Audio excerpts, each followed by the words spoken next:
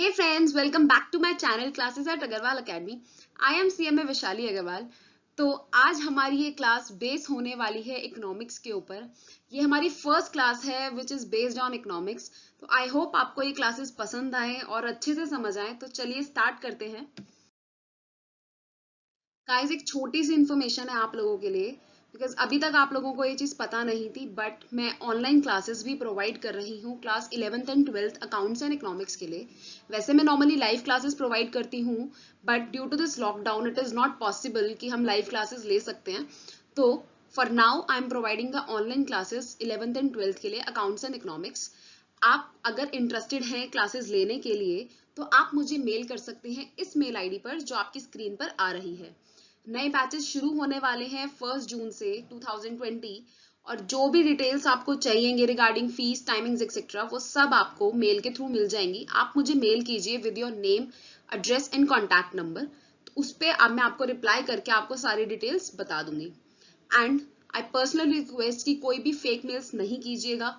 जो बच्चा actually classes लेने में इंटरेस्टेड हो, जिसको पढ़ना हो, वही मेल कीजिएगा, बिकॉज फेक मेल से ना आपको फायदा होगा ना मुझे फायदा होगा। सो आई पर्सनली रिक्वेस्ट यू कि जेन्युइन मेल्स ही मुझे कीजिएगा। तो चलिए स्टार्ट करते हैं, अपनी क्लासेस की तरफ बढ़ते हैं। तो आज की हमारी क्लास बेस होने वाली है what is and why we study economics. ऐसी क्या जरूरत पड़ गई कि हमें इकोनॉमिक्स जैसा सब्जेक्ट बनाना पड़ा, हमें ये इकोनॉमिक्स पढ़नी पड़ रही है, क्यों हमारे लिए ये यूजफुल है पढ़नी, और हम क्या करते हैं इस इकोनॉमिक्स से, है क्या चीज economics. This is the most basic thing, economics का मीनिंग समझना कि इकोनॉमिक्स है क्या चीज।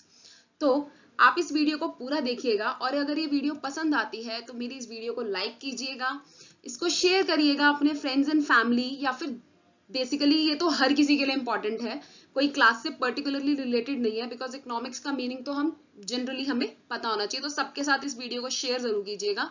उसके बाद मेरे चैनल अग्रवाल अकेडमी को सब्सक्राइब जरूर कीजिएगा। एंड लास्ट ऑफ ऑल, मेरे चैनल को पे बेल आइकन को प्रेस करना ना भूलें, क्योंकि इसी के थ्रू आपको सारी नोटिफिकेशंस मिलने वाली हैं फ्यूचर की।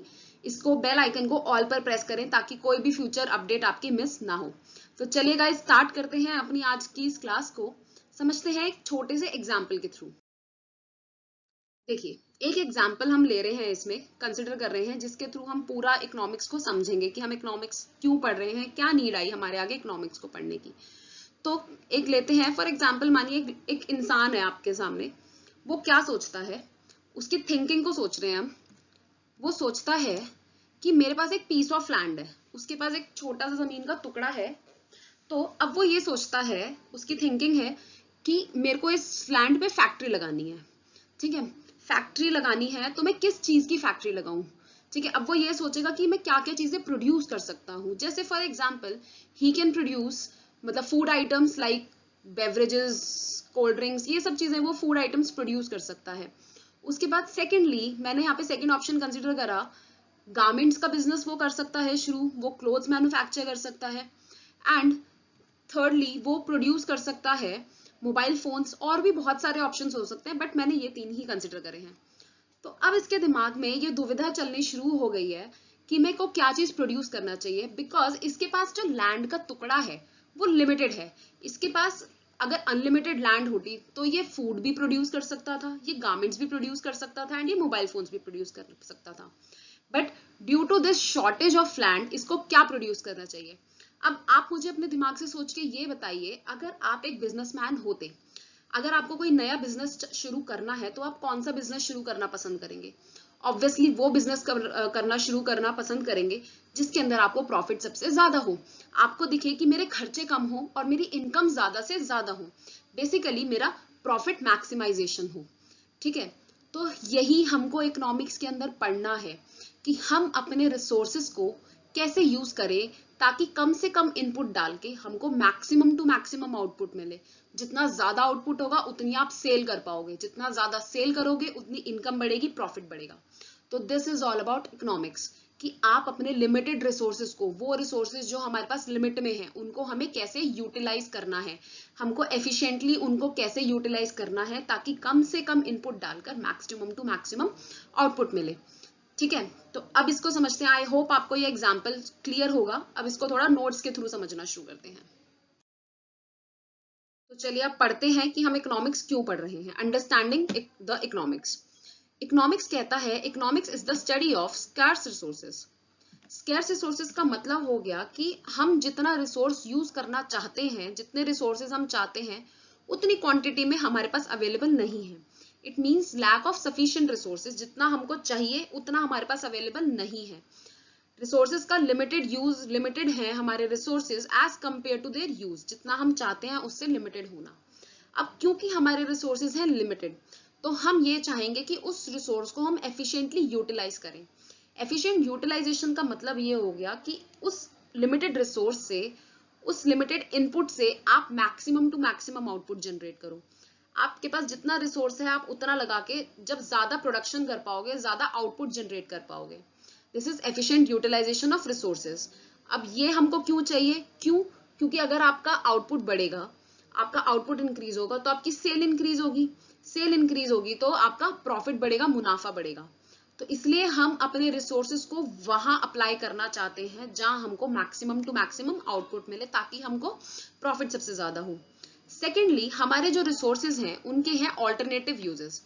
ठीक है, अब जैसे आपके पास लेबर है, आपको ये डिसाइड करना है कि उस लेबर को क्या आपको मोबाइल फोन्स की प्रोडक्शन में लगाना है या फिर उस लेबर को आपको फूड आइटम्स की प्रोडक्शन में लगाना है। क्योंकि रिसोर्सेज के भी ऑल्टरनेटिव यूजेस है, रिसोर्स एक से ज्यादा यूज में आ सकते हैं, इसलिए आपको ये सोचना पड़ेगा कि कौन सा रिसोर्स आपको कहाँ पर लगाना है। तो यही हम इकोनॉमिक्स के अंदर स्टडी कर रहे हैं। हम इकोनॉमिक्स का स्टडी करने का पर्पस ही यही है, क्योंकि हमारे जो रिसोर्सेज हैं वो लिमिटेड हैं, स्कैर्स हैं। सेकेंडली, हमारे जो रिसोर्सेज हैं उसका ऑल्टरनेटिव यूजेस भी हैं हमारे पास, हम एक से ज्यादा यूज में उसको लेकर आ सकते हैं। उसके बाद इकोनॉमिक्स बेसिकली, हम इकोनॉमिक्स के अंदर ये देखते हैं, हम ये स्टडी करना चाहते हैं कि कैसे इंडिविजुअल्स या फिर कोई भी ग्रुप हो गया या फिर पूरा नेशन कैसे अपने रिसोर्सेज को यूटिलाइज कर रहा है, कैसे वो अपने रिसोर्सेज को यूज कर रहा है, जो रिसोर्सेज उसके पास अवेलेबल हैं। इंडिविजुअल्स में जैसे हम पर्सन हो गए, कोई कंपनी आ गई, ग्रुप के अंदर ग्रुप ऑफ इंडिविजुअल्स हो गए, कोई पर्टिकुलर ग्रुप ऑफ कंपनी जैसे हमारी इंडस्ट्रीज आ गई। उसके बाद नेशन, हमारी पूरी इकोनॉमी आ गई। ठीक है, कि कैसे वो अपने रिसोर्सेज को यूटिलाइज कर रही हैं। अगर वो अपने रिसोर्सेज को अच्छे से यूटिलाइज करेंगी तो हमारी इकोनॉमी ग्रो हो जाएगी। अगर हमारी इकोनॉमी में हम अपने रिसोर्सेज को अच्छे से यूटिलाइज नहीं करेंगे, उनको वेस्ट करेंगे, तो हमारी इकोनॉमी डिक्लाइन करेगी, क्योंकि हमको उतना आउटपुट नहीं मिल पाएगा। तो इसलिए हमको इकोनॉमिक्स पढ़ना बहुत जरूरी है कि हमें ये देखना है कि हम अपने रिसोर्सेज को कैसे कैसे यूटिलाइज करें। यही इकोनॉमिक्स है जो हम बेसिकली, जिसकी वजह से हमें ये पढ़ना पड़ रहा है। इसके बाद ये जो इकोनॉमिक्स है, इसकी वजह से ही यहाँ से central problems of the economy arise होती हैं। अब central problems of the economy क्या होती हैं? ये होती हैं what to produce, for whom to produce and how to produce. अब बेसिकली इसको हम कवर करेंगे अपनी आने वाली वीडियोस में, अभी मैं ज्यादा एक्सप्लेन नहीं करूंगी central problems of the economy. Important चीज है, पेपर में बहुत बहुत थियोरी क्वेश्चन आ जाता है central problems of the economy explain करने के लिए। इसको हम कवर करेंगे अपनी आने वाली वीडियोज में। अभी के लिए इतना ही था कि why and what is the meaning of economics, why we are studying economics. I hope आपको ये चीजें समझ आई होंगी, क्लियर हुई होंगी अच्छे से। तो आज के लिए गाइज इतना ही था।